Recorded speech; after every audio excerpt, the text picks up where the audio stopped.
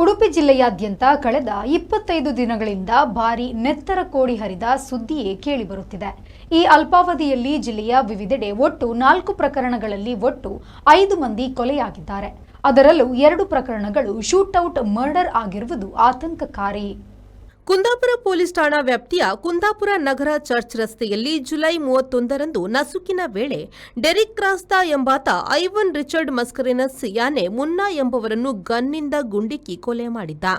ಇದು ನಡೆದ ಕೇವಲ 7 ದಿನಗಳ ಅಂತರದಲ್ಲಿ ಅಂದರೆ ಆಗಸ್ಟ್ 7ರಂದು ಮಧ್ಯಾಹ್ನ ಶಿರ್ವಾ ಪೊಲೀಸ್ ಠಾಣಾ ವ್ಯಾಪ್ತಿಯ ಮುದರಂಗಡಿ ಎಂಬಲ್ಲಿ ಗ್ರಾಮ ಪಂಚಾಯತ್ನ ಮಾಜಿ ಅಧ್ಯಕ್ಷ ಗುತ್ತಿಗೆದಾರ ಡೇವಿಡ್ ಡಿಸೋಜಾ ಎಂಬವರನ್ನು ದುಷ್ಕರ್ಮಿಗಳು ಗುಂಡಿಕ್ಕಿ ಹತ್ಯೆಗೈದಿದ್ರು.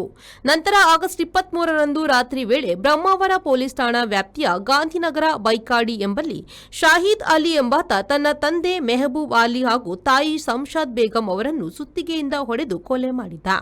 ಉಡುಪಿ ಜಿಲ್ಲೆಯ ವಿವಿಧ ಪೊಲೀಸ್ ಠಾಣೆಯಲ್ಲಿ ಕಳೆದ 5 ವರ್ಷಗಳಲ್ಲಿ ಒಟ್ಟು 53 ಕೊಲೆ ಪ್ರಕರಣಗಳು ದಾಖಲಾಗಿವೆ. ಅದರಲ್ಲಿ ಅತ್ಯಂತ ಹೆಚ್ಚು ಪ್ರಕರಣಗಳು ನಡೆದಿರುವುದು 2022ರಲ್ಲಿ. ಆ ಒಂದೇ ವರ್ಷ ಜಿಲ್ಲೆಯಲ್ಲಿ 16 ಕೊಲೆ ಪ್ರಕರಣಗಳು ದಾಖಲಾಗಿವೆ.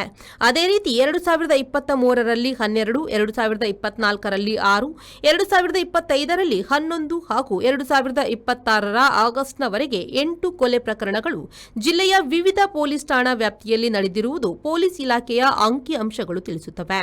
ಈ ವರ್ಷ ಆಗಸ್ಟ್ ತಿಂಗಳ ಕೊಲೆ ಪ್ರಕರಣಗಳಲ್ಲದೆ ಮೇ 2ರಂದು ಕಾರ್ಕಳ ನಗರ ಪೊಲೀಸ್ ಠಾಣಾ ವ್ಯಾಪ್ತಿಯ ಕಾರ್ಕಳ ಮಿತ್ತಬೆಟ್ಟು ಹಿರಿಯಂಗಡಿ ಎಂಬಲ್ಲಿ ರಿಚರ್ಡ್ ಡಿಸೋಜಾ ಎಂಬವರನ್ನು ಅವರ ತಮ್ಮ ಹೆರಾಲ್ಡ್ ಡಿಸೋಜಾ ಎಂಬಾತ ಆಸ್ತಿ ವಿಚಾರದಲ್ಲಿ ಮರದ ರೀಪಿನಿಂದ ಹೊಡೆದು ಕೊಲೆ ಮಾಡಿದ್ದ.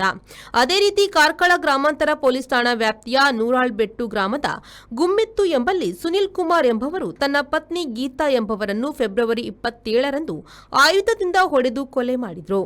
ಕಾಪು ಪೊಲೀಸ್ ಠಾಣಾ ವ್ಯಾಪ್ತಿಯ ಮಣಿಪುರ ಗ್ರಾಮದ ಅರಬಿ ಕೆನರಾಡಿ ಎಂಬಲ್ಲಿ ಮಾರ್ಚ್ 9ರಂದು ವನಜಾ ಪೂಜಾರ್ತಿ ಎಂಬವರನ್ನು ವೆಲೇರಿಯನ್ ಮೆಂಡೋನ್ಸಾ ಮತ್ತು ಪ್ರವೀಣ್ ಮೆಂಡೋನ್ಸಾ ಎಂಬವರು ಆಯುಧದಿಂದ ಇರಿದು ಕೊಲೆ ಮಾಡಿದ್ರು. ಜಿಲ್ಲೆಯಲ್ಲಿ ಈ ವರ್ಷ 8 ಕೊಲೆ ಪ್ರಕರಣಗಳು ನಡೆದರೂ ಅದರಲ್ಲಿ ಕೇವಲ 25 ದಿನಗಳ ಅವಧಿಯಲ್ಲಿ 4 ಪ್ರಕರಣಗಳು ಸಂಭವಿಸಿದರೂ ಈ ಎಲ್ಲಾ ಪ್ರಕರಣಗಳಲ್ಲಿನ ಆರೋಪಿಗಳನ್ನು ಬಂಧಿಸುವಲ್ಲಿ ಪೊಲೀಸರು ಯಶಸ್ವಿಯಾಗಿದ್ದಾರೆ ಎಂದು ಹೇಳಿದ್ದಾರೆ. ಈ ಕೋಆರ್ಡಿನೇಟ್ ಮಾಡಿದ ವ್ಯಕ್ತಿ ಸಂಪರ್ಕದಲ್ಲಿತ್ತು ಅಂತ ನಮಗೆ ತನಿಖೆಯಲ್ಲಿ ತಿಳಿದು ಬಂದಿದೆ. ಸೊ ಈ ವ್ಯಕ್ತಿ ಸದ್ಯಕ್ಕೆ ತಾನು ಹೇಮಂತ್ ಪೂಜಾರಿ ಅಂತ ಹೆಸರಿನಲ್ಲಿ ಇಂಟ್ರೊಡ್ಯೂಸ್ ಮಾಡಿ ಮಾತಾಡ್ತಿದ್ದಾರೆ.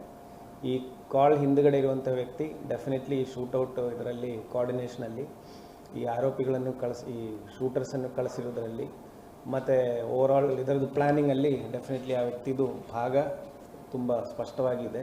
ಇಲಾಂಗ್ ವಿತ್ ಕಿಶೋರ್ ಪೂಜಾರಿ ಅಂಥದ್ದು ನಮಗೆ ತಿಳಿದು ಬಂದಿದೆ. ಅದಾದ ನಂತರ ಮೋಟರ್ ಸೈಕಲ್ ಘಟನಾ ಸ್ಥಳದಲ್ಲಿ ಒಂದು ಮೋಟರ್ ಸೈಕಲ್ ಬಳಸಿದ್ದಾರೆ. ಅದಲ್ಲದೆ ಆರೋಪಿಗಳು ಈ ಊರಲ್ಲಿ ಓಡಾಡಲಿಕ್ಕೆ ಒಂದು ಮೋಟರ್ ಸೈಕಲ್ ಯೂಸ್ ಮಾಡಿದ್ದಾರೆ. ಈ 2 ಮೋಟರ್ ಸೈಕಲ್ಗಳಲ್ಲೂ ಫೇಕ್ ನಂಬರ್ ಪ್ಲೇಟ್ಸ್ ಇತ್ತು. ಫೇಕ್ ನಂಬರ್ ಪ್ಲೇಟ್ ಅಷ್ಟೇ ಅಲ್ಲ, ಅದರದ್ದೆಲ್ಲ ಪಾರ್ಟ್ಸನ್ನು ಸಹ ಅದರದ್ದು ಸೀರಿಯಲ್ ನಂಬರ್ಸನ್ನು ಫೈಲಿಂಗ್ ಮಾಡಿ ಯಾವುದೇ ಕಾರಣಕ್ಕೆ ಪೊಲೀಸರು ಟ್ರೇಸ್ ಮಾಡಬಾರ್ದು ಅಂತ ಉದ್ದೇಶದಲ್ಲಿ ಮಾಡಿದ್ದಾರೆ.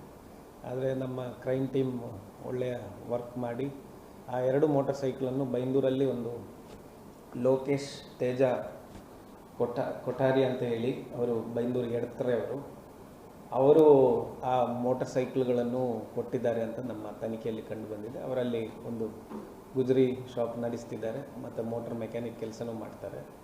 ಅವರು ಬೇರೆ ಒಂದು ಈ ಸ್ಕ್ರಾಪಿಗೆ ಬಂದಿರುವಂಥ ಬೈಕನ್ನು ಮಾಡಿಫೈ ಮಾಡಿ ಈ ರೀತಿಯಲ್ಲಿ ಈ ಕೃತ್ಯಕ್ಕೋಸ್ಕರ ಅರೇಂಜ್ ಮಾಡಿದ್ದಾರೆ. ಅದಕ್ಕೆ ತಕ್ಕದಾಗಿ ಫೈನಾನ್ಸಸ್ ಇವರು ಕಿಶೋರ್ ಪೂಜಾರಿ ಥ್ರೂವೇ ಕೊಟ್ಟಿದ್ದಾರೆ ಅಂತಲೂ. Bureau report V4 news Udupi.